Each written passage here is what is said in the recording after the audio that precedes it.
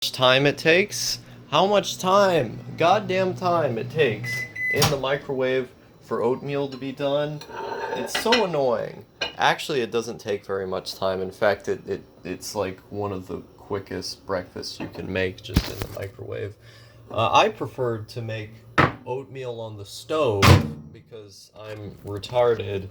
But there's really not that much of a significant difference between boiling the milk or the water and putting it in the microwave before putting it in the thing, but I don't care. This coronavirus thing seems like it's pretty important. I keep getting people telling me about it. Um, I think it's important that people stock up on supplies and stuff. A friend of mine gave me a bit of money to, buy some stuff for coronavirus preparation. So thank you to that person. But it seems like it's becoming a bigger and bigger deal.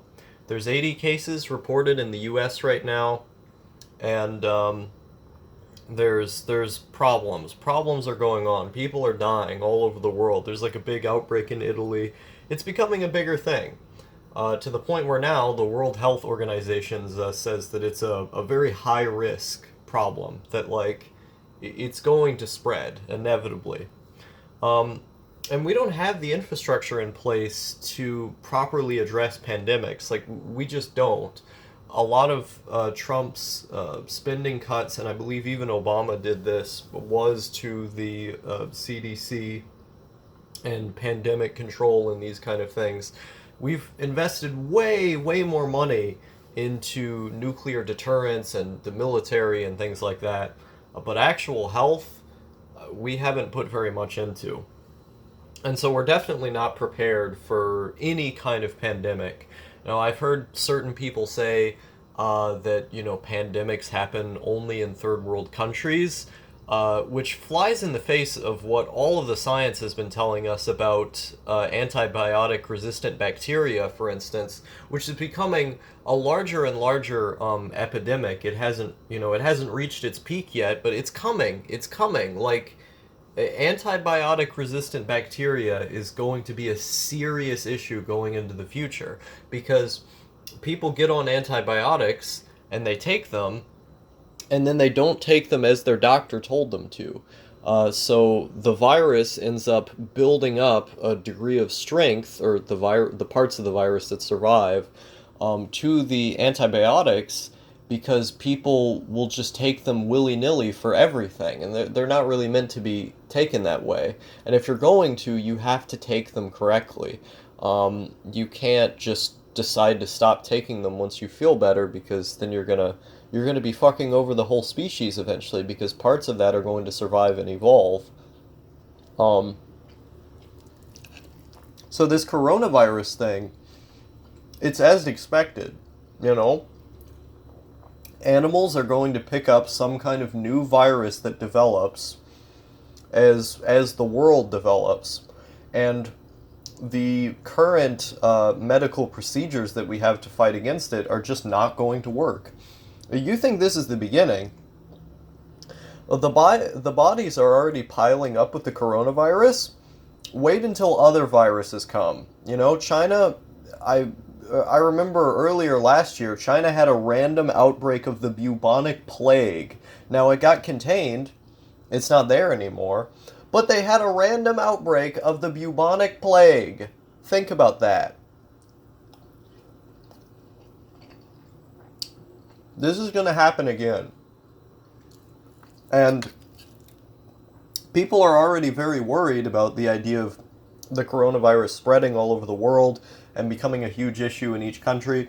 It already is a huge issue in a lot of countries, and it's only going to get bigger because these things tend to spread to other people. Um, but the coronavirus is just the beginning. We're going to be seeing a bigger and bigger rise of antibiotic resistant viruses and bacteria. We're going to see a much bigger outbreak of old viruses that we thought to have cured. Um, it's going to happen. It's just a matter of when, but it is going to happen.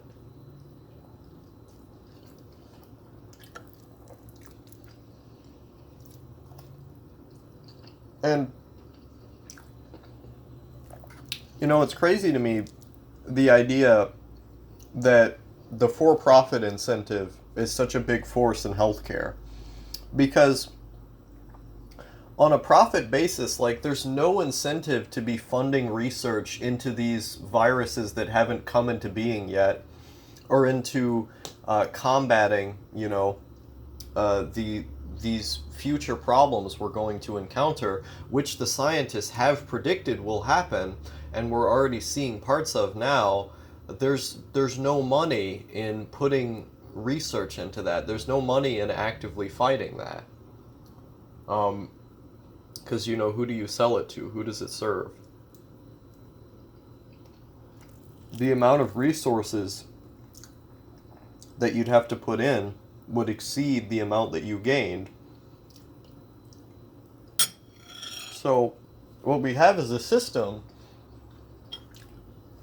in which actively fighting disease, the core of healthcare, taking care of people, is not functionally doing its job because the profit motive keeps healthcare from, doing its job, which is to help people, to heal them.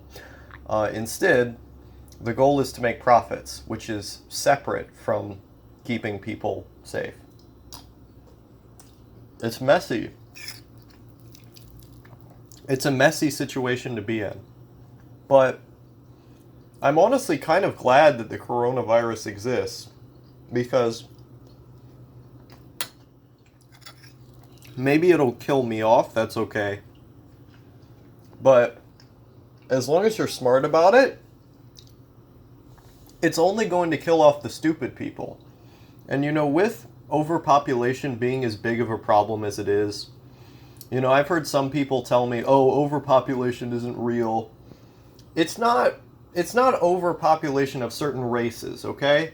We don't need to kill off the entire continent of Africa just because they're black or something. Like, poor people make the least carbon emissions if you put them all together in comparison to like 20 companies. So it's not like Africans are the problem or Indians are the problem, but there is an overpopulation problem. And it's drying up human resources. And so I could easily see the coronavirus, as it spreads more and more, taking out large sections of the population, which is ultimately a good thing.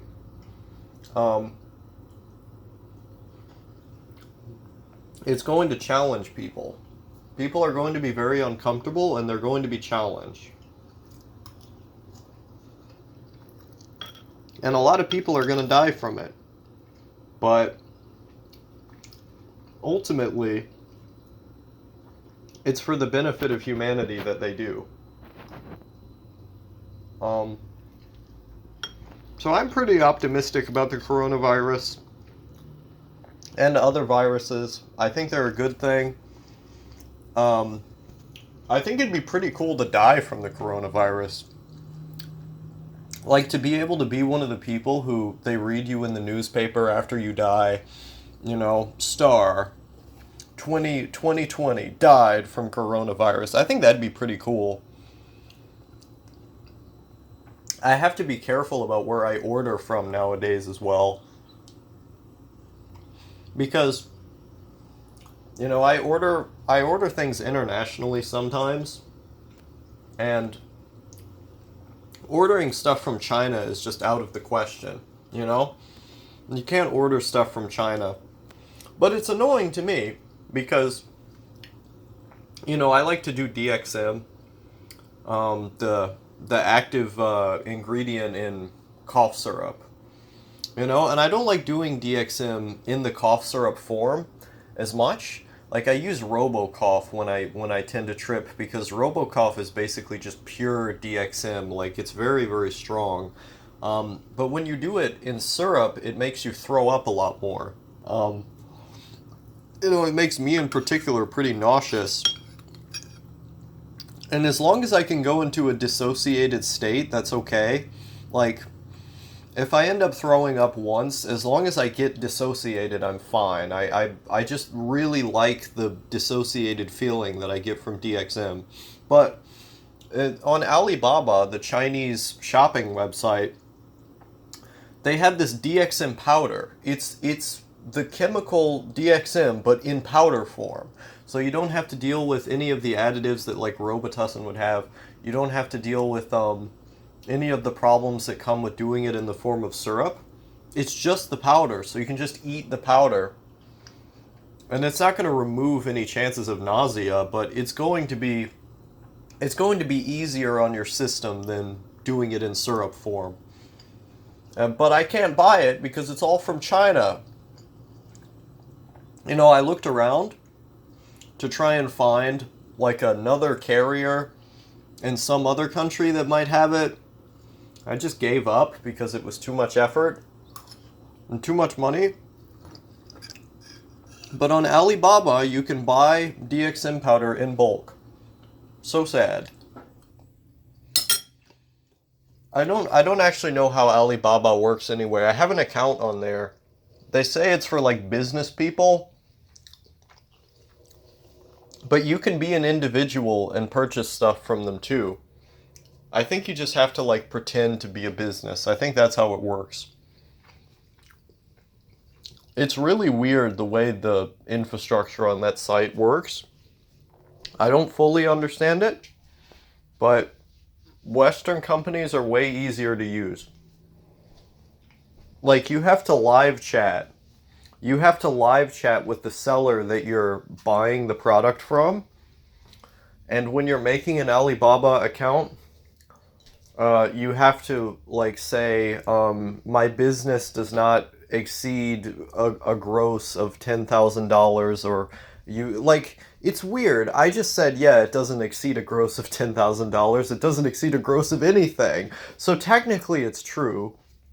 You know, oh, your output, how much money do you make?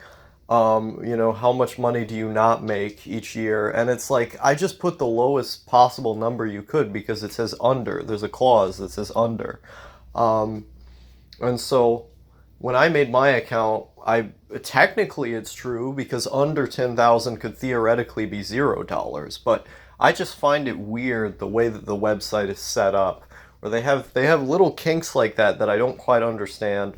But I guess because so much of it is used to buy things in bulk for like businesses, it makes sense. But I thought it was like a consumer website. It seemed like a website that just normal people in China would regularly use. I don't know. But it's crazy, some of these prices I saw for DXM powder, because I would see like, you know, $1 per gram. Like a gram of DXM powder is a lot of powder. I don't remember the exact dosage that you'd have to use to trip on it, but that's a lot. So it's $1 for 1 gram. You get 10 grams. That'll last you for a very long time.